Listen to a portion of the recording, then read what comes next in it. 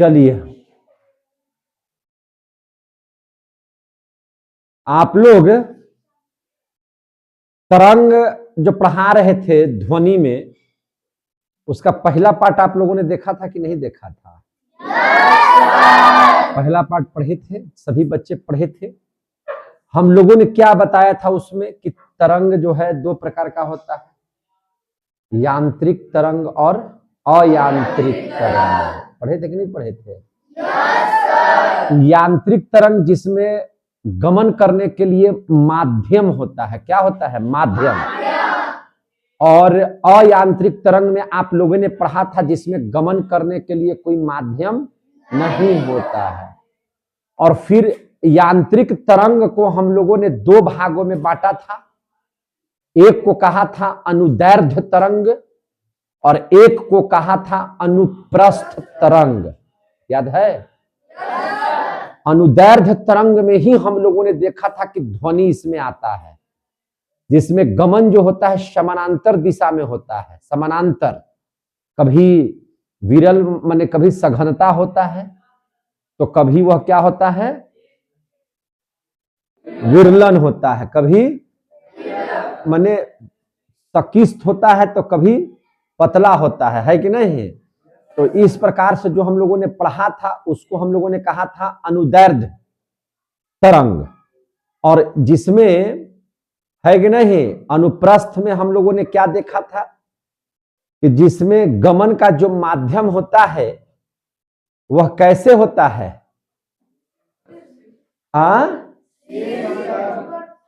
क्या चीज ना समझ में आ रहा है? एक वो लड़का कोई बोलिए तो। उसका जो माध्यम है ऊपर नीचे जैसे होता हो, है ना? माध्यम की दिशा कैसी होती है उसमें? तो जो कंपन करने पर जिस तरह से दिशाएं उसकी बनती हैं, उस तरह से जिसका होता है उसको हम लोग क्या बोले थे? अनुप्रस्थ। जैसे एक आप रस्सी को बांध दीजिए दीवार में और उसको आप ऐसे करके फेंकिए ऐसे करके, तो वह क्या हो जाएगा? कभी नीचे जाएगा, कभी ऊपर जाएगा, कभी नीचे जाएगा, कभी ऊपर जाएगा, है कि नहीं? तो उस तरह से जो कंपन कर रहा था, उस तरह से जो तरंग उत्पन्न हो रहा था, उसको हम लोग क्या कहे थे? अनुप्रस्थ तरंग। पढ़े थे ना? अयांत्रिक तरंग में उसी में आया था प्रकाश। उसी में क्या आया था? प्रकाश। और तब हम लोग पढ़े थे अयांत्रिक तरंग, है ना? नॉन मैकेनिकल वेव, जिसमें हम लोगों ने पढ़ा था विद्युत। उसका एग्जाम्पल में हम लोग क्या दिए थे? विद्युत चुंबकीय तरंग, है ना? विद्युत को बोलते हैं इलेक्ट्रोमैग्नेटिक वेव, है ना? तो वो आता है किसमें? आपको किसमें आता है? अयांत्रिक तरंग में आता है। और विद्युत चुंबकीय तरंग में कितने किरण या कितने तरंग आते हैं? तो 7। कितने आते हैं? 7। ये सब पढ़े थे कि नहीं पढ़े थे? अभी देख रहे तो आप लोगों ने क्या पढ़ा था? अयांत्रिक तरंग में हम यहीं से लेके चलते हैं। अयांत्रिक तरंग, अयांत्रिक तरंग जिसमें माध्यम, है ना, माने गति करने के लिए कोई माध्यम की आवश्यकता नहीं होती है, यानी कि माध्यम नहीं होता है, उसको हम लोग क्या बोलते हैं? उसको हम लोग बोलते हैं अयांत्रिक तरंग, नॉन मैकेनिकल वेव, है कि नहीं? यहां तक तो आप लोगों ने पढ़ा था। तो क्या इसमें अगर हम इसको लिखें कि माध्यम की जरूरत है, तो कोई माध्यम की जरूरत नहीं है। माध्यम की जरूरत इसमें होता ही नहीं है कि नहीं? अब देख लीजिए, हमने कहा था कि इसका सबसे बढ़िया एग्जाम्पल क्या है? तो इसके एग्जाम्पल में हम लोग दिए थे, है ना, क्या चीज? तो विद्युत चुंबकीय तरंग। क्या दिए थे? विद्युत चुंबकीय तरंग। विद्युत चुंबकीय तरंग बता रहे थे। और विद्युत चुंबकीय तरंग कितना तरह का होता है? इसकी संख्या कितनी होती है? तो 7। जरा बताना कि वो 7 का नाम आप लोगों को याद है? पहला किरण का नाम बताइए तो 7 गो में सबसे पहले क्या बोले थे? गामा किरण। उसके बाद एक्स किरण, ठीक है। उसके बाद पराबैंगनी किरण, पराबैंगनी किरण। उसके बाद क्या बोले थे? दृश्य किरण बोले थे, दृश्य किरण। उसके बाद अवरक्त किरण, इंफ्रारेड जिसको हम लोगों ने कहा था, अवरक्त किरण। उसके बाद सूक्ष्म रेडियो तरंग बोले थे हम लोग, सूक्ष्म रेडियो तरंग, है ना। और क्या बोले थे? दीर्घ रेडियो तरंग। यहां तक आप लोगों ने समझा था। गिन करके देखिए, क्या 7 गो हुआ? तो 1 2 3 4 5 6 7। तो विद्युत चुंबकीय तरंग में कितने तरह के तरंग आते हैं? 7। ये बात को आप लोग नोट कर लीजिएगा। इसके अलावा जो भी तरंग होगा वह विद्युत चुंबकीय तरंग नहीं होगा। इसके अलावा जो भी होगा वह विद्युत चुंबकीय तरंग नहीं होगा। इस बात को आप लोग ध्यान से समझिएगा, है कि नहीं? इसको समझना है। जैसे हम आपसे अगर पूछें कि अल्फा किरण, अल्फा किरण क्या विद्युतीय तरंग किरण है? विद्युतीय चुंबकीय तरंग है? तो नहीं है। ये तो 7 ही ठो होता है, तो 7 है तो अल्फा कहां से आ जाएगा? तो अल्फा, है ना, विद्युत चुंबकीय तरंग नहीं है। बीटा बोलिए, नहीं रहा है बीटा? आपको दिमाग नहीं काम करता है कि जब हम बता रहे हैं 7 गो विद्युत चुंबकीय तरंग है, तो हम अगर अगला के नाम ले रहे हैं तो वह विद्युतीय चुंबकीय तरंग नहीं होगा। एक लाइन में आंसर है इसका, हो भी नहीं करेगा। तो बीटा, हम पूछ रहे हैं कि बीटा किरण है विद्युत चुंबकीय? तो नहीं है, तो बोलने में बाहर पड़ रहा है बतिया को। इधर एक किनारे बैठो, विद्युत चुंबकीय तरंग नहीं है। जैसे आपसे हम पूछे कि कैथोड किरण, कैथोड किरण क्या विद्युत चुंबकीय तरंग है? एनोड किरण, गामा किरण, यस सर, ये है कि नहीं? ये सब नहीं है। समझ में आ रही है बात ना? तो विद्युत चुंबकीय तरंग 7 ही होता है, इस बात को नोट कर लीजिए। इसके अलावा हाथ जगह, इसके अलावा जो है अगर किसी भी तरंग या किरण की चर्चा करेगा तो आपको बताना है कि वह विद्युत चुंबकीय तरंग नहीं है या विद्युत चुंबकीय किरण वो सब नहीं है ना। प्रकाश इसमें आएगा, प्रकाश आएगा। प्रकाश बोले तो क्या? प्रकाश में भी तो कलर होता है, प्रकाश में भी तो कलर है। ये है बैजनिया पिनाला, क्या नाम है इसका कलर का? बैजनिया। प्रकाश का कलर को कैसे याद रखिएगा? बैजनिया, बैजनिया पिनाला। क्या बोलिएगा? बैजनिया पिनाला।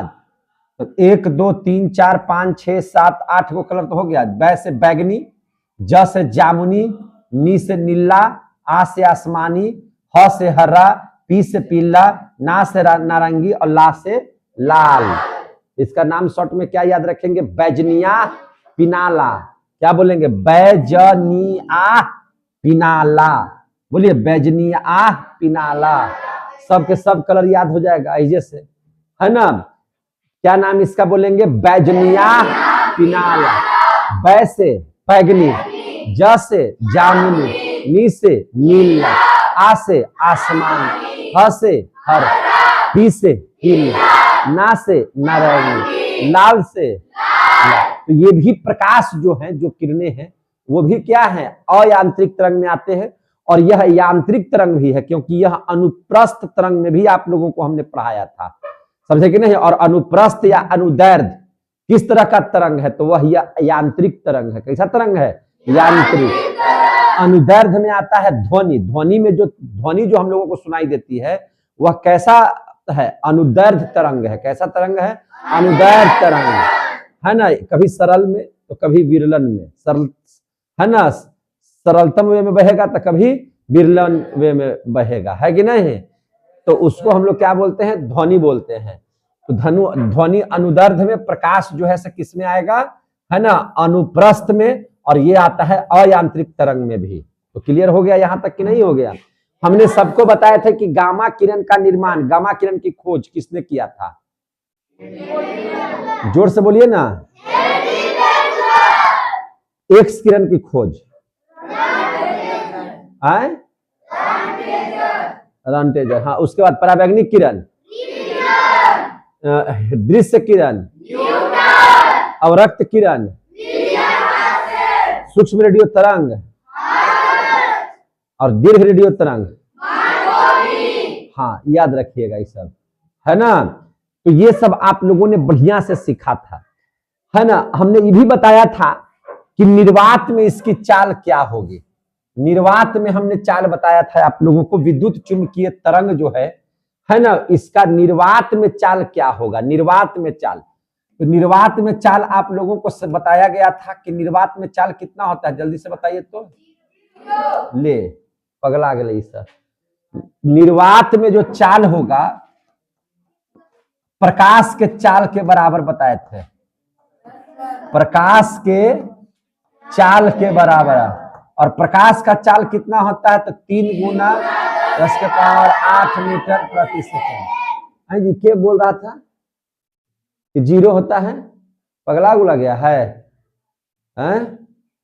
पढ़ता है ये नहीं, और सोचेगा कि हमारा तेजे बन जाए। तो 3 गुना 10⁸ मीटर प्रति सेकंड नहीं बताए हैं, देखिए तो उसमें कि निर्वात में जब इसकी चाल होगी और किसकी, अयांत्रिक तरंग में विद्युत चुंबकीय तरंग की, तो वह प्रकाश के चाल के बराबर होगा। समझ में आ गया बात। वैसे विद्युत चुंबकीय तरंग को बहने के लिए माध्यम की आवश्यकता नहीं होती है, लेकिन माध्यम आ जाएगा तब क्या होगा। जब माध्यम आ जाएगा, गति करने के लिए माध्यम आ जाएगा तब क्या होगा। तो जब गति करने के लिए माध्यम आ जाएगा, ध्यान से समझिएगा, जब गति करने के लिए माध्यम आ जाएगा, है ना, माध्यम क्या हो जाएगा, आ जाएगा, तो इसका जो चाल है वह चाल बदल जाएगा। फिर इसका जो सबका जो चाल है वो बदल जाएगा और चाल भिन्न भिन्न हो जाएगा। चाल क्या हो जाएगा, भिन्न भिन्न हो जाएगा। यानी कि माध्यम आ गया तो चाल क्या हो जाएगा, चाल डिस्टर्ब हो जाएगा। चाल क्या हो जाएगा, डिस्टर्ब। डिस्टर्ब बोले तो कैसा, माने भिन्न भिन्न हो जाएगा। कैसा हो जाएगा, भिन्न भिन्न तरह का हो जाएगा इसका चाल। समझे कि नहीं। और स्थिति क्या होगी, सोच समझ लीजिए, माध्यम में चाल भिन्न भिन्न होता है। इसका मतलब क्या है कि आप देखिए ध्यान से, अगर आप इस सब को सीरियली सजाए हुए हैं, जैसे पहला नंबर पर ये हो गया, दूसरा नंबर पर इसको रखे हैं, तीसरा पर इसको रखे हैं, चौथा पर इसको, पांचवा पर इसको, छठा पर इसको, सातवां पर इसको।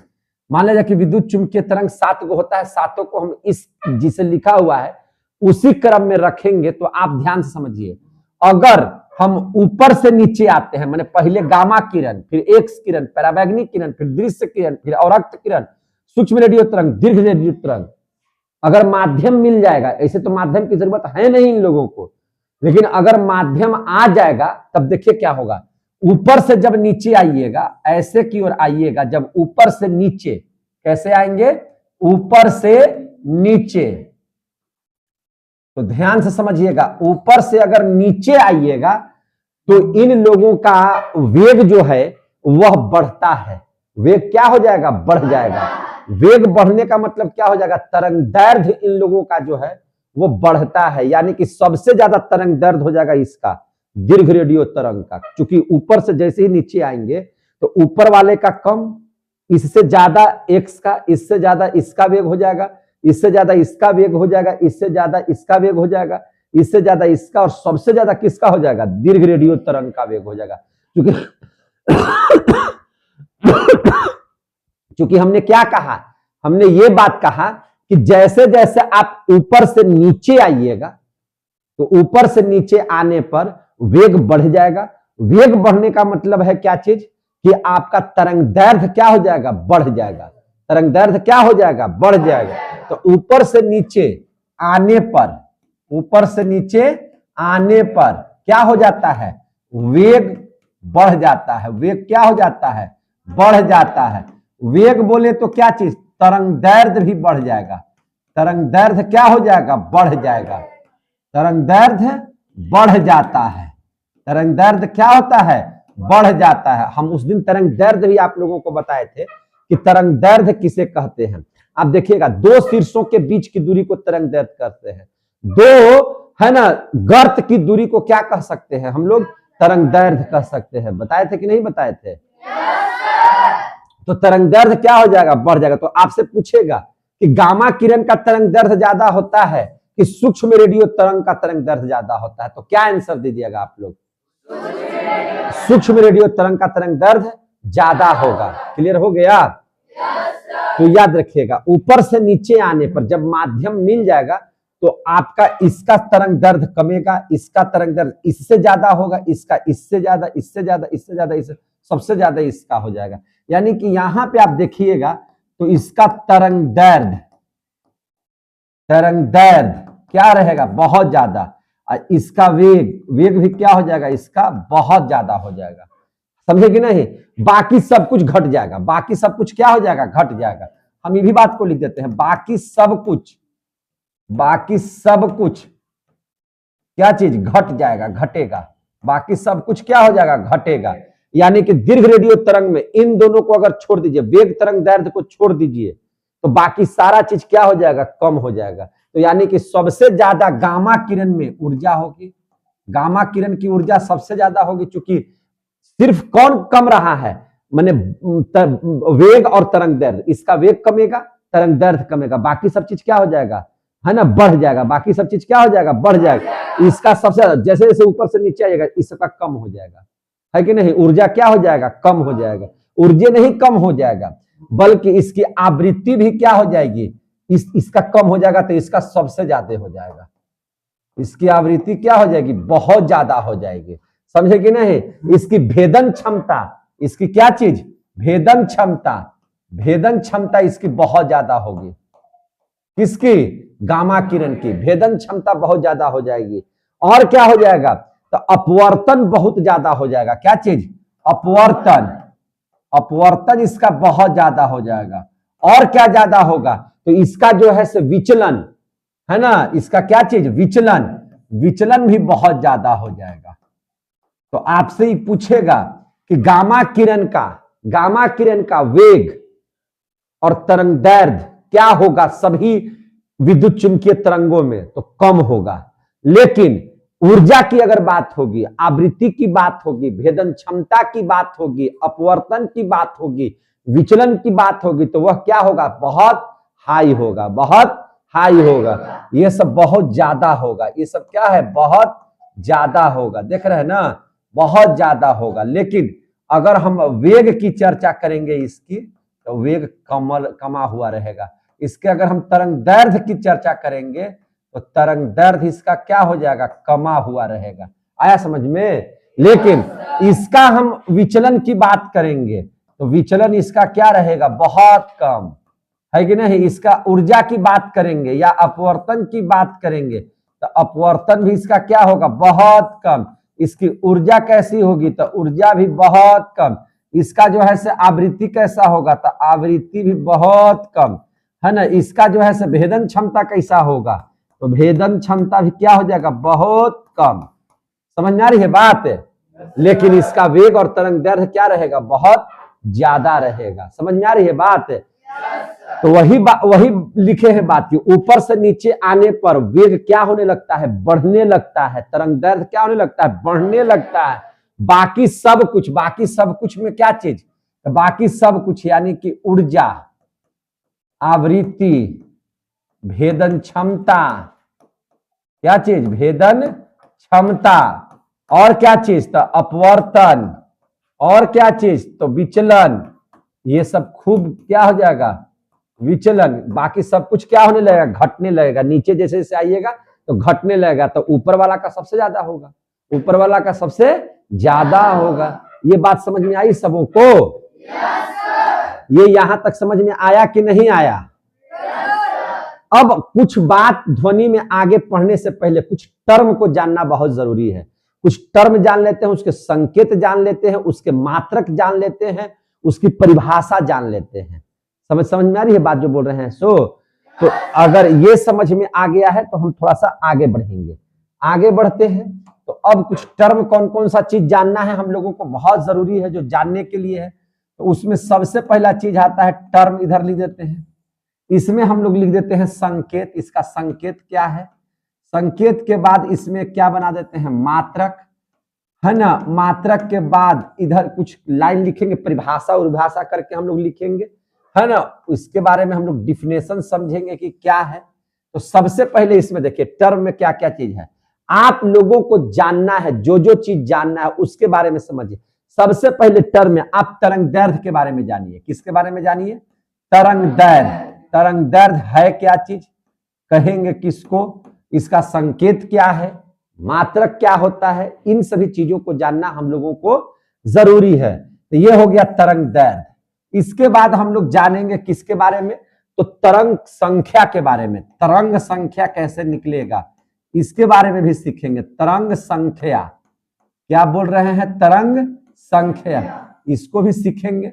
उसके बाद जो है हम लोग सीखेंगे आवृत्ति के बारे में। किसके बारे में, आवृत्ति। आवृत्ति के बारे में जानकारी प्राप्त करेंगे। उसके बाद क्या सीखेंगे, तो आवर्त काल। क्या सीखेंगे, आवर्त काल। आवर्त काल के बारे में जानकारी प्राप्त करेंगे। और क्या सीखेंगे, तो इसके बाद हम लोग सीखेंगे आवर्त काल के बाद वेग के बारे में। किसके बारे में, वेग के बारे में। वेग पढ़ लेंगे तो उसके बाद उसकी तीव्रता के बारे में पढ़ेंगे। क्या चीज के बारे में पढ़ लेंगे, तीव्रता के बारे में। तीव्रता जब सीख लेंगे तो उसके बाद हम लोग जान जाएंगे आयाम के बारे में। किसके बारे में, आयाम के बारे में। आयाम जब सीख जाएंगे तो उसके बाद इसके बारे में हम लोग जानेंगे, है ना, नोड के बारे में। किसके बारे में, नोड। और जब नोड पढ़ लीजिएगा तो इसके बाद हम लोग सीख जाएंगे इंटर नोड। क्या चीज, इंटर नोड। इंटर नोड के बारे में इतना कुछ की जानकारी हम लोगों को ले लेना है। तो सबसे पहले हम क्या क्या नाम बताएं, जरा सा पढ़ दीजिए। तो तरंग दैर्ध्य, उसके बाद तरंग संख्या, फिर उसके बाद आवृत्ति, आवर्त काल, वेग, तीव्रता, आयाम, नोड, इंटर नोड। इतना चीजों को हम लोग जानकारी प्राप्त कर लेते हैं। तो सबसे पहले इसको संकेत हम लोग सीखते हैं। तो तरंग दैर्ध्य को लैम्डा से सूचित किया जाता है। कैसे, लैम्डा से। पढ़ाए हैं कि नहीं पढ़ाए हैं, तो इसको लैम्डा से सूचित करते हैं। तरंग संख्या को एन से, एन माने नंबर, एन माने क्या चीज, नंबर, नंबर माने संख्या। तो संख्या को निकालना है तो एन करेंगे। आवृत्ति को हम लोग क्या कहते हैं, एन से भी सूचित करते हैं, या आवृत्ति को अंग्रेजी में बोलते हैं फ्रीक्वेंसी। क्या बोलते हैं, फ्रीक्वेंसी। फ्रीक्वेंसी एफ से लिखाता है, फ्रीक्वेंसी। तो फ्रीक्वेंसी को एफ से लिखते हैं तो एफ से भी सूचित कर सकते हैं। अब आवर्त काल, आवर्त काल के मतलब होता है टाइम पीरियड। क्या होता है, टाइम पीरियड। तो इसको टी से सूचित करेंगे, इसका संकेत हो जाएगा टी, तो टाइम पीरियड हो गया। इसके बाद वेग है, तो वेग को तो वेलोसिटी से सूचित करते हैं, तो जिसको नाम क्या है, वी है। तो यहाँ पर वो चीज नहीं है, यहाँ पर तरंग का वेलोसिटी ज्ञात करना है। तो वेग तो वेगे है होगा, वेलोसिटी उसका होगा, तो इसको भी से सूचित करेंगे। तीव्रता को हम लोग सूचित करते हैं इंटेंसिटी बोलते हैं। तीव्रता को क्या बोलते हैं, इंटेंसिटी। तो इंटेंसिटी को किससे कहेंगे, आई से। तो आई से करेंगे तो इंटेंसिटी हो गया ये वाला, इंटेंसिटी। आयाम, आयाम को क्या बोलते हैं, एम्पलीट्यूड। क्या बोलते हैं, एम्पलीट्यूड। तो ए से सूचित करेंगे। कैसे सूचित करेंगे, ए से। इसका लिख देते हैं एम्पलीट्यूड, है ना। तो एम्पलीट्यूड मींस आयाम होता है, ए से सूचित करेंगे। नोड है तो एन से सूचित करेंगे। इंटर नोड है तो आई और एन दोनों से सूचित करेंगे। आ गया संकेत। तो कहीं भी ऐसा लिखा हुआ है तो आप लोग इस बात को जान लीजिए कि ये क्या लिखा हुआ है। अगर ऐसे लिखा हुआ है तो भैया ये तरंग दैर्ध्य है, इसको हम लोग बोलते हैं लैम्डा, है ना। वाई को उलट दिए तो हो गया क्या चीज, लैम्डा। तरंग संख्या को एन से, आवृत्ति को एफ से, आवर्त काल को टी से, वेग को भी से, तीव्रता को आई से, आयाम को ए से, नोड को एन से, इंटर नोड को आई एन से सूचित करेंगे। कोई दिक्कत है? अब जरा सा मात्रक पढ़ लेते हैं कि इन लोगों का मात्रक क्या। देखिए, तो तरंग दैर्ध्य का मात्रक जो होता है वह होता है एंगस्ट्रॉन में। किसमें होता है, एंगस्ट्रॉन में। एंगस्ट्रॉन इसका मात्रक है एंगस्ट्रॉन। एंगस्ट्रॉन बोले तो ए लिख करके ओकर माथा पर एक ठो ऐसे लड्डू बैठा दो तो ये हो गया एंगस्ट्रॉन। क्या हो गया, एंगस्ट्रॉन। तो एक एंगस्ट्रॉन बराबर कितना होता है, कोई आपसे पूछ दिया कि एंगस्ट्रॉन बराबर कितना, यानी कि एक एंगस्ट्रॉन बराबर कितना, तो याद रखिएगा 10 के पावर माइनस 10 मीटर। कितना होता है, 10 के पावर माइनस 10 मीटर। और अगर सेंटीमीटर में बदलना होगा तो 10 के पावर माइनस 8 सेंटीमीटर। यही क्वेश्चन यहाँ पूछता है। कैसे पूछ देता है सो समझिए। लिख देगा कि 1 एंगस्ट्रम बराबर कितना, तो लिख देगा 10 के पावर माइनस 10 सेंटीमीटर, 10 के पावर माइनस 8 सेंटीमीटर, 10 के पावर माइनस है ना 6 मीटर, या इनमें से कोई नहीं, इनमें से कोई नहीं। तो हम लोग क्या याद रखते हैं, हम लोग तो याद रखते हैं 10 के पावर माइनस 10 मीटर, अब खटाक से ही लगा देते हैं। लेकिन ई देखिए ना, यहां लिखवाए हैं 10 के पावर माइनस 10 मीटर, और यहां क्या दिया हुआ है सेंटीमीटर, तो ई आंसर होगा नहीं होगा। गलत हो गया कि नहीं हो गया?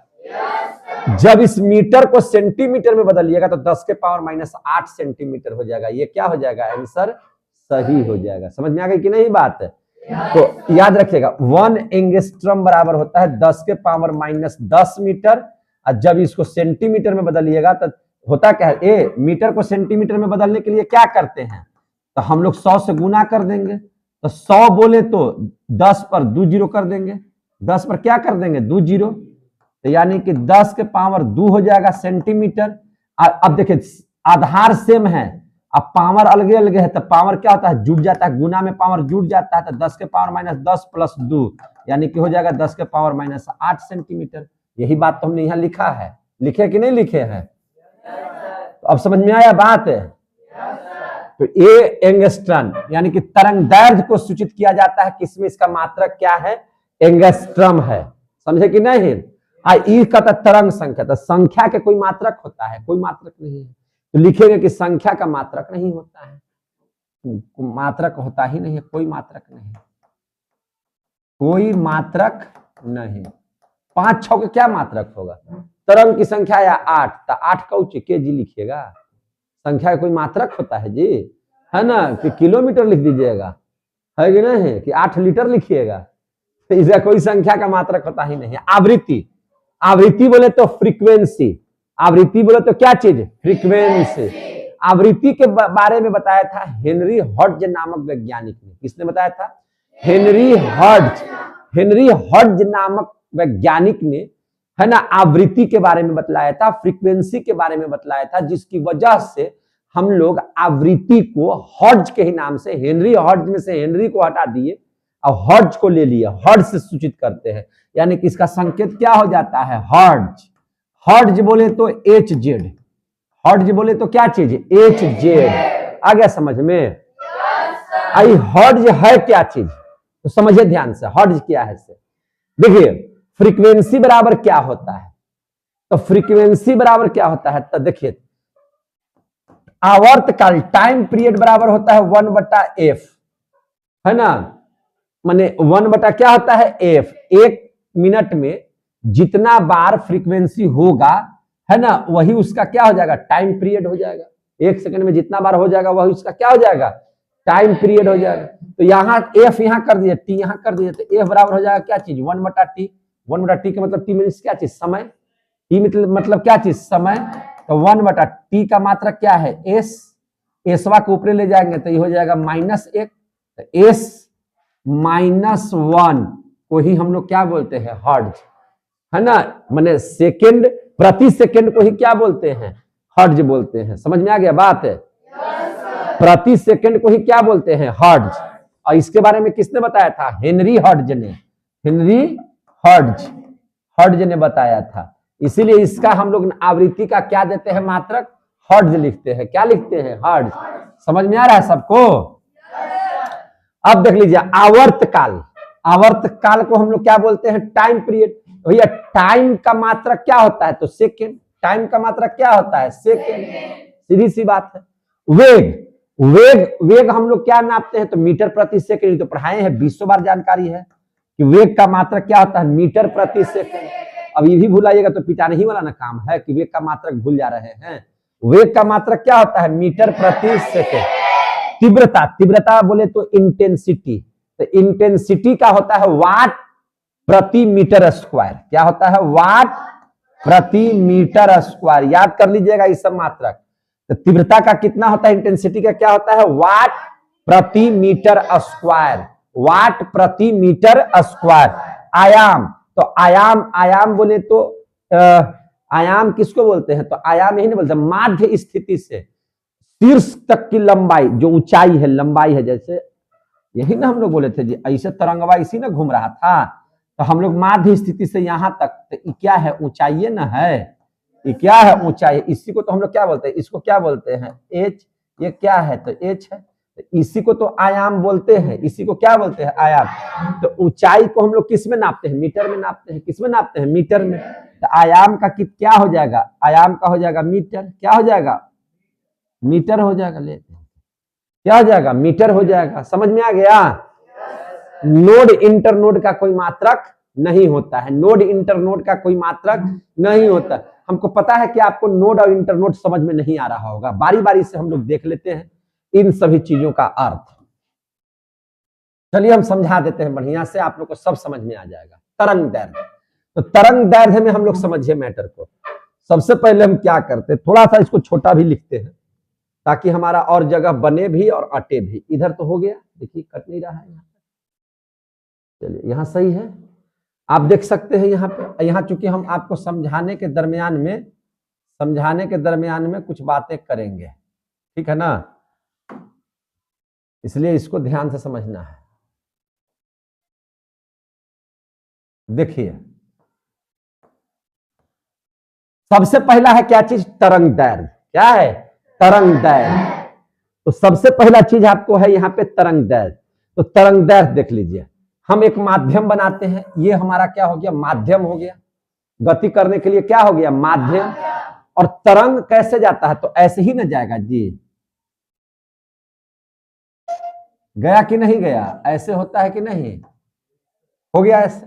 अब देख लीजिए तरंग दैर्घ्य, तो तरंग दैर्घ्य किसे कहेंगे, तरंग दैर्घ्य में आप देखिएगा, जब यह ऊपर जाता है तो यहाँ पे शीर्ष बन जाता है, और उसके बाद देखिएगा नीचे आएगा तो इसमें गर्त में चला जाएगा, फिर ऊपर जाएगा तो शीर्ष पर पहुंच जाएगा, फिर नीचे आएगा तो गर्त पर पहुंच जाएगा, फिर ऊपर जाएगा तो शीर्ष पर पहुंच जाएगा, नीचे आएगा तो कहां जाएगा, गर्त में चला आएगा। तो आप जब नीचे है तो गर्त में, और ऊपर है तो शीर्ष में, ये तो आप लोग जान गए। तो हम लोग तरंग दैर्घ्य पूछ रहे थे कि तरंग दैर्घ्य कहेंगे किसको, तो तरंग दैर्घ्य किसको कहेंगे। देखिए यहां भी शीर्ष है, यहां भी शीर्ष है, तो इसके बीच में कुछ दूरी होगी ना, इसी को हम लोग क्या कहते हैं, तरंग दैर्घ्य। यानी कि दो शीर्षों के बीच की दूरी को क्या कहेंगे, तरंग दैर्घ्य। या दो शीर्षों के बीच की लंबाई को भी क्या कहेंगे, तरंग दैर्घ्य। दूरी बोलिए या लंबाई बोलिए, एक ही बात है कि नहीं। यहां से लेकर के यहां तक, ये भी शीर्ष है, ये भी शीर्ष, तो यहां तक अगर हम लोग देख लिए तो इसको क्या कहेंगे, लैम्डा। तो आपने इसको कहा लैम्डा, किसको बोलते हैं, लैम्डा बोलते हैं तरंग दैर्घ्य को, यानी कि तरंग दैर्घ्य है। समझ में आ गया कि नहीं। अगर हम लोग नीचे देखें तो ये गर्त है और ये भी गर्त है, तो यहां से बीच की जो दूरी है या बीच की जो लंबाई है उसी को क्या कहेंगे, लैम्डा। तो आप क्या इसकी परिभाषा दे सकते हैं, दो शीर्षों या दो गर्तों के बीच की लंबाई को तरंग दैर्घ्य कहते हैं। तो कोई दिक्कत है नहीं सर। तो इसको हम लिख देते हैं, क्या लिख दें कि दो, है ना, क्या लिखेंगे, दो शीर्षों या गर्तों, दो शीर्षों या गर्तों के बीच की लंबाई को क्या कहते हैं, तरंग दैर्घ्य कहते हैं। क्या कहते हैं, तरंग दैर्घ्य कहते हैं। तरंग दैर्घ्य बोले तो लैम्डा कहते हैं। आ गया समझ में कि नहीं आया समझ में। दो शीर्षों या गर्तों के बीच की लंबाई को क्या कहते हैं, तरंग दैर्घ्य कहते हैं। समझ में आ गया बात। शीर्ष क्या है, गर्त क्या है, आप लोगों को कोई दिक्कत है नहीं सर। तो यहां तक का मैटर में अगर कहीं से दिक्कत है तो हमको बताइए। अब तरंग संख्या को समझना है आपको, किसको बोलेंगे तरंग संख्या, ठीक है। तरंग संख्या किसको बोलते हैं जरा इसको समझ लीजिए। तरंग संख्या किसको बोलेंगे जरा इसको समझिए, इसको समझना है। तरंग संख्या का मतलब है कि 1 मीटर, जैसे माध्यम में जा रहा है तो 1 मीटर के अंदर में, 1 मीटर के अंदर में जितना तरंग दैर्घ्य उत्पन्न होगा, बात समझिएगा, फिर से बोल रहे समझिए, 1 मीटर के अंदर में जितना तरंग दैर्ध्य उत्पन्न होता है उसी को क्या बोलते हैं? तरंग संख्या। उसी को क्या बोलते हैं? तरंग संख्या। अब सपोज दैट, इसको समझना है तो और बढ़िया समझिए। देखिए, हम मान के चलते हैं कि यहां से यहां तक 1 मीटर हो गया। ये कितना मीटर का हो गया? 1 मीटर हो गया। अब इस बात को समझिए, हम यहां से तरंग शुरू हो रहा है ऐसे, देखिए ध्यान से, देखिएगा ध्यान से, देखे। अब गिनना है तरंग संख्या। इस सब बराबर होगा, ज्यादा ऊंचा नहीं होगा, कुछ ज्यादा नीचे नहीं, सब बराबर ऐसे कंपन करेगा, ठीक है ना। तो तरंग संख्या कैसे गिनेंगे? एक तरंग संख्या कितना दूर को कहेंगे? तो सबसे पहले तो ये 1 मीटर हम ले लिए। क्या ले लिए? 1 मीटर। यहां से यहां तक की दूरी कितनी है? 1 मीटर की है। कितना दूरी है? 1 मीटर की।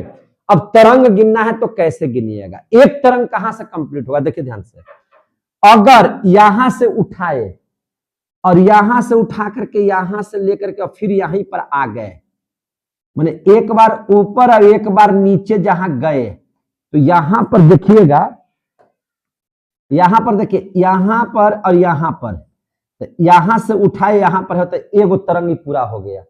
एक तरंगी क्या हो गया? पूरा। तो एक तरंग ई वाला हो गया, समझे कि नहीं? अब यहां से शुरू हो गया, अब यहां तक जाएगा तो दूसरा तरंग हो गया कि नहीं हो गया? बताते चलिए, दूसरा तरंग हो गया। फिर यहां से यहां तक आया तो ई हो गया इसका कैवा तरंग? तीसरा। फिर यहां से ऐसे गया, फिर यहां से यहां आ गया तो ई हो गया कैवा तरंग? चौथा। तरंग गिनने आ रहा है कि नहीं गिनने आ रहा है? अब यहां से यहां कंप्लीट हुआ तो ये हो गया 5 तरंग। कितना तरंग हो गया? 5। ये भी देखिए, यहां से यहां और यहां से यहां पर पहुंच गया तो कै गो तरंग हो गया? 6 गो। कै गो तरंग हो गया? 6 गो। तो 1 मीटर में जितना तरंग उठेगा, जितना तरंग बनेगा, जितना तरंग की उत्पत्ति होगी, वही तरंग संख्या कहलाएगी। तो 1 मीटर में यहां कितना तरंग बना है? तो 6। कै गो तरंग बना लिए हैं? 6। तो तरंग की संख्या कितनी हो जाएगी? 6। तरंग की संख्या कितनी हो जाएगी? 6। अब तरंग गिनने आएगा कि नहीं गिनने आएगा आप लोग को? कितने बच्चों को आ रहा है तरंग गिनने? समझ में आ गई बात? तो 1 मीटर में, यही बात हम लिख रहे हैं कि 1 मीटर के अंदर में जितना तरंग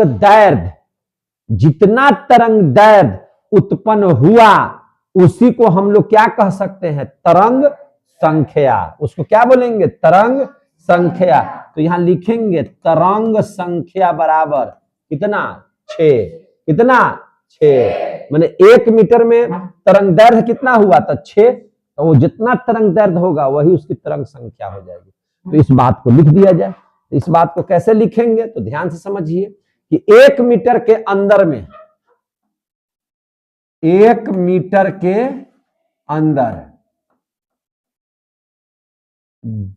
कुल, 1 मीटर के अंदर कुल तरंग दैर्ध्य है ना, कुल तरंग दैर्ध्य की संख्या को, तरंग दैर्ध्य है, कुल तरंग दैर्ध्य की संख्या को क्या कह सकते हैं? तरंग संख्या कहते हैं। तरंग संख्या कहते हैं। कंप्लीट हुआ? इसको क्या बोलेंगे? तरंग संख्या। इसको क्या बोलेंगे? तरंग संख्या। समझ में आ रहा है सबको? 1 मीटर के अंदर में कुल तरंग दैर्ध्य की संख्या को, किसको? तरंग दैर्ध्य की संख्या को तरंग संख्या कहते हैं। और तरंग कहां से पूरा होगा? तो जब यहां से चलेगा, यहां तक आएगा और फिर यहां को टच करेगा तो एक तरंग दैर्ध्य हुआ ये। फिर यहां से चला, ऐसे चला तो दूसरा तरंग दैर्ध्य, मतलब एक बार ऊपर और एक बार नीचे, यहां से लेकर के यहां तक की दूरी, यह क्या हो गई? तरंग दैर्ध्य। तो इसको हम लोग क्या बोलेंगे? तो इसको तो बोलेंगे हम लोग लैम्डा। ये तो तरंग दैर्ध्य है 1, ये भी तरंग दैर्ध्य है 2, ये भी तरंग दैर्ध्य है 3, ये भी तरंग दैर्ध्य है 4, ये भी तरंग दैर्ध्य है 5, ये भी तरंग दैर्ध्य है, क्या हो गया? 6। आ गया समझ में? तो 6 तरंग दैर्ध्य है। 6 तरंग दैर्ध्य उत्पन्न हुआ है ना, तरंग दैर्ध्य उत्पन्न हुआ। है ना, 1 मीटर के अंदर में कुल तरंग दैर्ध्य की संख्या को क्या बोलते हैं? तरंग संख्या। तो इसलिए तरंग संख्या हमारा क्या हो गया? 6 हो गया। समझ में आ गई बात? अब आता है आवृत्ति। क्या आता है? आवृत्ति। तो एक बात ये भी समझ लीजिए, एक चीज और यहां पे नोट कीजिए। 1 मीटर हमने कहा है, तो चलिए इसमें जरा सा एक चीज और समझ लीजिए, देखिए ध्यान से। तो इस हिसाब से तरंग संख्या बराबर क्या फॉर्मूला आएगा? तरंग संख्या का क्या फॉर्मूला होगा? तो तरंग संख्या का फॉर्मूला होगा, तरंग संख्या कोई आपसे पूछ देगा कि तरंग संख्या किसे कहते हैं, तो क्या जवाब दीजिएगा? तो तरंग संख्या के लिए हम लोग बोलेंगे कि कितना है? 1 मीटर के अंदर में, कितना मीटर के अंदर में? 1 मीटर। तो यहां लिख देंगे ऊपर में 1 मीटर बटा, है ना, किसका? तो तरंग दैर्ध्य की लंबाई। क्या लिखेंगे? तरंग दैर्ध्य की लंबाई। तरंग दैर्ध्य की लंबाई, तरंग दैर्ध्य की लंबाई। आया समझ में? 1 मीटर बता तरंग दैर्ध्य की लंबाई, यानी कि 1 मीटर को अगर हम 100 सेंटीमीटर लिखें तो कोई दिक्कत, चूंकि 1 मीटर में है, लेकिन तरंग दैर्ध्य की लंबाई तो सेंटीमीटर में ना आ जाएगा। तरंग दैर्ध्य की लंबाई किस में आ जाएगा? सेंटीमीटर में। तो इसीलिए हम 1 मीटर को किस में बदल दिए? 100 सेंटीमीटर में। अब देखिए ना, ये 100 में मान के चलिए कि एगो हटाइए जरा सा, कहा कि सीधा सीधी हो जाएगा। 5 रखते हैं। कितना रखते हैं? 5। कितना रखे हम? 5। देखिए अब ध्यान से, अब समझिए ध्यान से आओ। तो 1 मीटर में कै गो तरंग दैर्ध्य बना? 5। 1 मीटर में कै गो बना? 5। तो 5 बन गया, कोई दिक्कत तो नहीं है। अब 5 बना तो एगो की तो लंबाई हो जाएगी 20। 5 को जब बना तो एक तरंग दैर्ध्य की लंबाई कितनी हो जाएगी? 20। तब ना 20, 20 दूनी 40, 20 तिहाई 60, 20 चौका 80, 20 पचे 100। तो 1 मीटर में 100 सेंटीमीटर होता है, और 100 में 5 तरंग दैर्ध्य उत्पन्न हुआ है। तो यानी कि एक तरंग दैर्ध्य की लंबाई कितनी हो जाएगी? 20 सेंटीमीटर। तो हम यहाँ पे तरंग दैर्ध्य की लंबाई कितनी है? 20 सेंटीमीटर। तो सेंटीमीटर से सेंटीमीटर खत्म, 1 0 से 1 0 खत्म, 2 पचे 10। तो कै गो तरंग संख्या बना? 5। कै गो बन गया? 5। आया समझ में? कै गो बना इसमें? 5 गो। तो अगर आपको तरंग संख्या निकालना है तो 1 के मीटर में नापना है। कितना तरंग दैर्ध्य है? आपको 1 के मीटर लेना है। 1 मीटर में जय गो होगा तरंग दैर्ध्य, उतना से भागा दे देना है। समझ में आ गई कि नहीं? बात आ गई समझ में? तो यही तो हम लोग निकाले यहां पर। छोड़ना उसको जी, हटो तुम सब बगल से। क्लियर हो गया? तरंग दैर्ध्य की लंबाई 20 कहां से आया? कोई पूछेगा तो क्या जवाब दीजिएगा? तो आपको बोलना क्या है कि 1 मीटर के अंदर में 5 गो तरंग दैर्ध्य उत्पन्न हुआ। कै गो? 5 गो। तो 5 गो उत्पन्न हुआ तो भैया आप ही बताइए ना, 1 मीटर में 100 सेंटीमीटर होता है, और 100 सेंटीमीटर में 5 गो उत्पन्न हुआ। तो हमने क्या किया? 5 से 100 में भागा दिया तो 20 सेंटीमीटर आया। तो एक तरंग दैर्ध्य की लंबाई कितनी हो गई? 20 सेंटीमीटर। इसीलिए यहां पे हमने क्या रखा है? 20। आ गया समझ में? तो ये भी आप लोगों का क्लियर हो गया। ये भी क्या हो गया? क्लियर हो गया। अब आता है आवृत्ति। आवृत्ति समझ लीजिए। अच्छा, एक क्वेश्चन कुछ हम देके देखें क्या? अगर क्वेश्चन आपको बनाने के लिए आएगा तो कैसे बनाइएगा? चलिए देखते हैं हम लोग क्वेश्चन जरा सा देख लेते हैं। थोड़ा थोड़ा क्वेश्चन हो जाएगा तो अच्छा ही रहेगा। चलिए, ये दिखाई दे रहा है सबको? अब चलिए कुछ क्वेश्चंस बना लिए जाएं। क्वेश्चन हम देते हैं आप लोगों को, यहीं पे दे देते हैं। क्वेश्चन नंबर 1 है, देखिए क्या है? लैम्डा बराबर दिया हुआ है 10 सेंटीमीटर। लैम्डा बोले तो क्या है? तरंग दैर्ध्य। तरंग दैर्ध्य की लंबाई कितना है? 10 सेंटीमीटर। आपको तरंग संख्या कितनी होगी? तरंग संख्या निकालिए। क्वेश्चन नंबर 2, लैम्डा बराबर दिया हुआ है आपका 2 सेंटीमीटर। कितना दिया हुआ है? 2 सेंटीमीटर। तरंग संख्या बताइए। क्वेश्चन नंबर 3, क्वेश्चन नंबर इधर देखिए ना, क्वेश्चन नंबर 3, अगर लैम्डा बराबर दिया हुआ है 0.2 सेंटीमीटर। कितना दिया हुआ है? 0.2 सेंटीमीटर। तरंग संख्या बताइए। अगर दिया हुआ है आपको क्वेश्चन नंबर 4 लैम्डा बराबर 0.5 सेंटीमीटर, तो तरंग संख्या बराबर बताइए। आराम से निकालिए ना जी, काहे आप लोग घबरा कह रहे हैं।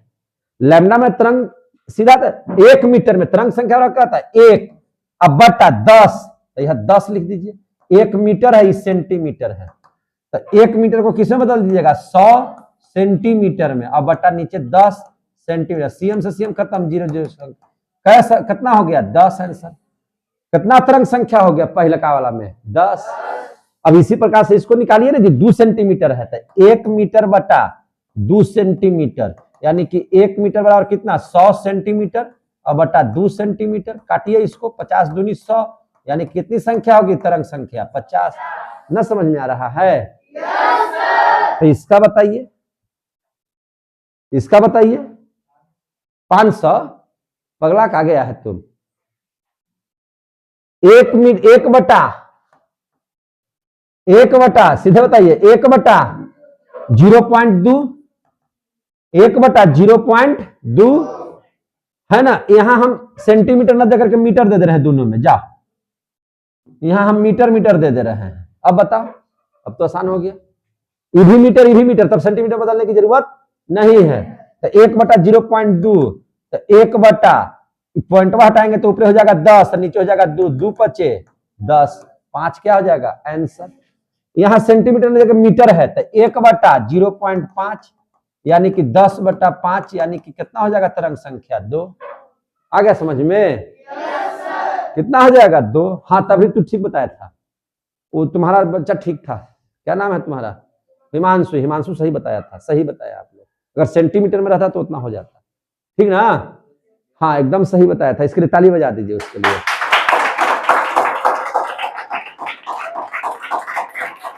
चलिए हो गया। अब ध्यान समझिए, यहाँ सीखो ना, तालियां बजा वाला में भर्ती होना है। आपका सही था आंसर, वाह आपका दिमाग काम कर रहा है बहुत अच्छा से, यही चाहिए भी हमको, ठीक है ना। तो ये अब आपको समझ में आ गया? यहां तक में किसी को दिक्कत हुआ? नहीं सर। अब देख लीजिए, कहता है कि आवृत्ति किसे कहेंगे, तो आवृत्ति किसे कहेंगे है ना। ये तो हो गया, दूसरका के उदाहरण दे दिए। पहलका के उदाहरण तो वही पढ़ी दे सकते थे, ऐसे भी बना देते हैं इसको कि माध्यम है, और ऐसे ऐसे ऐसे ऐसे ऐसे ऐसे ऐसे ऐसे करके जितना पूरा कहता 2 शीर्षों के, तो शीर्ष हो गया 1 1 1 1, तो यहां से यहां तक किसको क्या बोलेंगे लैम्डा, यहां से यहां तक क्या बोलेंगे लैम्डा, यहां से यहां तक क्या बोलेंगे लैम्डा, है कि नहीं। यहाँ गर्त है तो गर्तों को क्या कहेंगे लैम्डा, यहां से यहां तक क्या कहेंगे लैम्डा, यहां से यहां तक क्या कहेंगे लैम्डा। लैम्डा बोले तो तरंगदैर्घ्य। ये पहलका का दे दिए, दूसरका का उदाहरण इधर हो गया, दूसरका का उदाहरण इधर हो गया। अब यहां सीखे आवृत्ति के बारे में। आवृत्ति किसे कहेंगे? आवृत्ति की परिभाषा हम पहले हो बताए थे, 1 सेकंड में, प्रति सेकंड बताए थे कि नहीं बताए थे?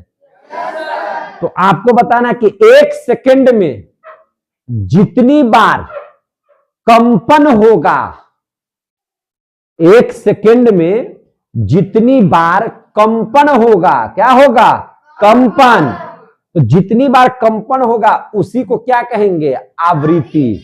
लिख देते हैं बल्कि, तब समझ में आएगा। 1 सेकंड में, कितना सेकंड में 1 सेकंड में जितनी बार कंपन होगा, जितनी बार क्या हो जाएगा कंपन होगा, उसे ही क्या कहते हैं आवृत्ति।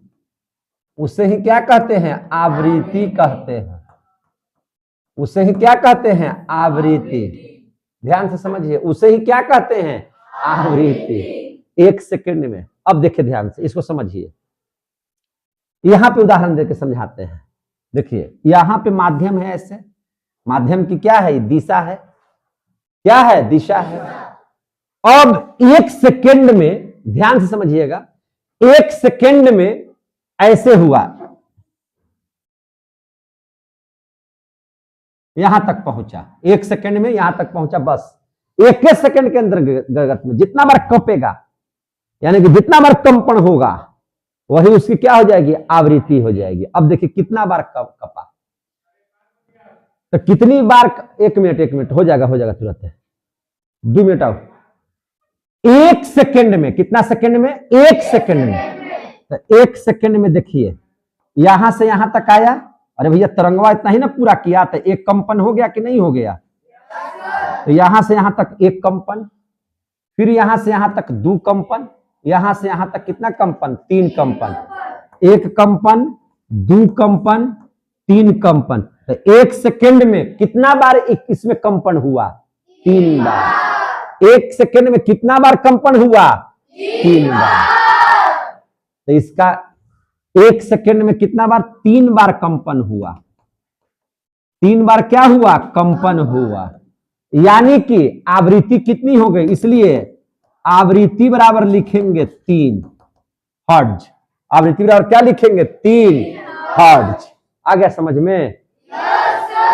आराम से बैठिए। अभी कितना हो जाएगा, आवृत्ति कितना हो जाएगा, 3। अब देख लीजिए जरा सा, एक और उदाहरण देते हैं। अब यहां से यहां तक 1 सेकंड में हुआ, हम हो रहा है, ठीक है ना। अब 1 सेकंड के अंदर में कर दिया इसे से कंपन ढेर सारा, देखिए तो हो गया ना इसे। समझ में आ रही है बात? गिनो जरा सा, 1 2, 1 2, यहां से यहां तक 3, यहां पे 4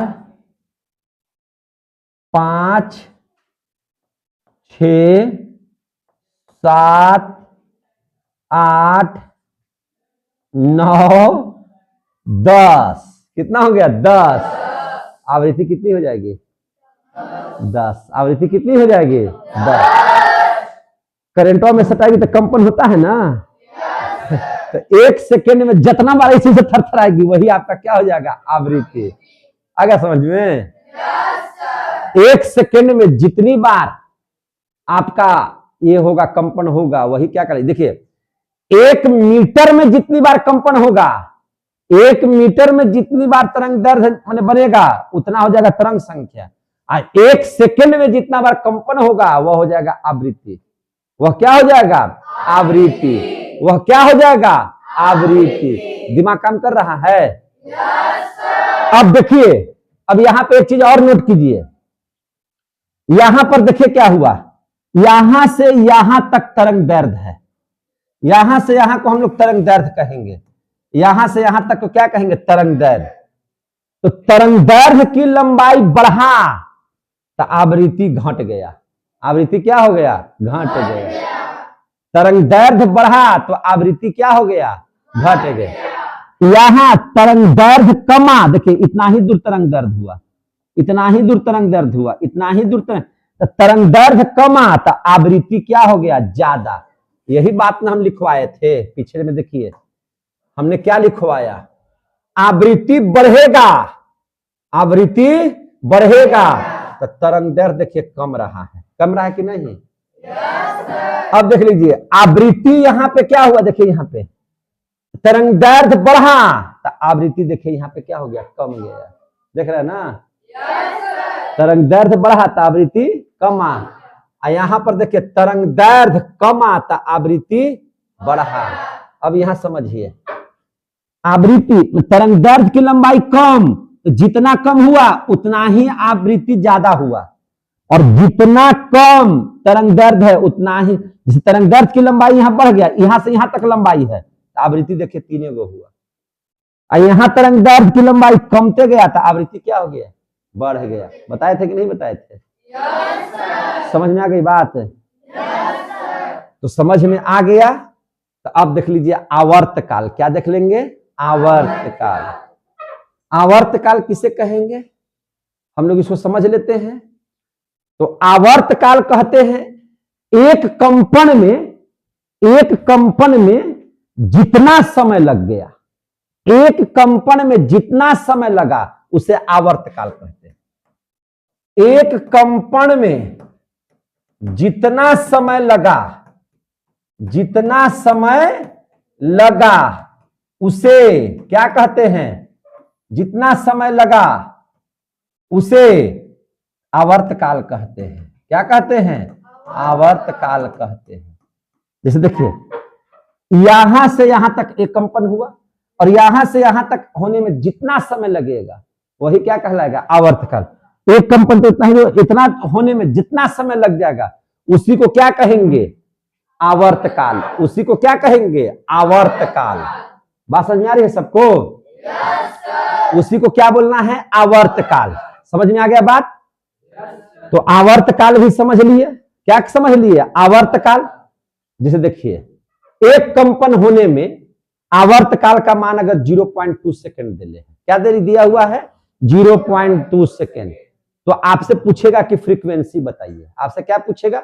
आवृत्ति बताइए, है कि नहीं? तो आप कैसे निकालिएगा? देखिए ध्यान से, क्वेश्चन हम देते हैं। यहां पे क्वेश्चन दे देते हैं, यदि आवर्तकाल, खत्म कर रहे हैं कहानी, यदि आवर्तकाल यानी कि बढ़का टी बराबर दिया हुआ है 0.2 सेकेंड। यहां समझिए ना, समय के चलते नहीं समझिएगा। यहां आवर्तकाल दिया हुआ है 0.2 सेकेंड। तो आवृत्ति बताइए जरा सा। कोई आपसे पूछ जाएगा कि आवृत्ति बताइए, है कि नहीं? तो आवृत्ति क्या में? तो 1/1/t पढ़े हैं कि नहीं पढ़े? अभी ना पढ़ाए थे कहीं? तो 1/0.2 यानी कि पॉइंट हटाइएगा तो 10/2। तो आवृत्ति कितनी हो जाएगी? 5। आवृत्ति कितनी हो जाएगी? 5। समझ में आ गया बात? आवृत्ति कितनी हो जाएगी? 5। अच्छा, इस पर कल भी बता देंगे, पहले समझ लीजिए। एक कंपन में जितना यहां से यहां तक जाने में जितना समय लगेगा वही आवर्तकाल हो जाएगा। क्लियर हो गया? चलिए अब देख लीजिए, वेग तो आप लोग जान ही रहे हैं, वेग आप लोग जान रहे हैं। तो वेग बराबर क्या होता है? आवृत्ति गुना तरंग दैर्ध्य। ये नहीं कह दीजिएगा कि वेग बराबर विस्थापन बटा समय, उसमें पढ़ाए थे। तो वो पढ़ाए थे गति के लिए, वो पढ़ाए थे किसके लिए? गति के लिए। तो वेग बराबर क्या होता है? विस्थापन बटा समय। लेकिन यहां जो वेग होगा वह हो जाएगा v बराबर फ्रीक्वेंसी गुना तरंग दैर्ध्य यानी कि लैम्डा, f गुना लैम्डा, आवृत्ति गुना तरंग दैर्ध्य। समझ जाइएगा। अरे f समझिएगा नहीं कि क्या लिखा हुआ है से? तो बोलता नहीं है, भार पड़ता है बोलने में। तो इसको समझ लीजिएगा कि वेग क्या है। तो जब आप आवृत्ति में और तरंग दैर्ध्य में गुना कर दीजिएगा तो जो आएगा वही हमारा क्या हो जाएगा? वेग। आप तीव्रता भी आप लोग समझ ही रहे हैं, वाट मीटर प्रति सेकंड। आयाम आप लोग समझे कि नहीं समझे? आयाम, आयाम क्या है बताइए?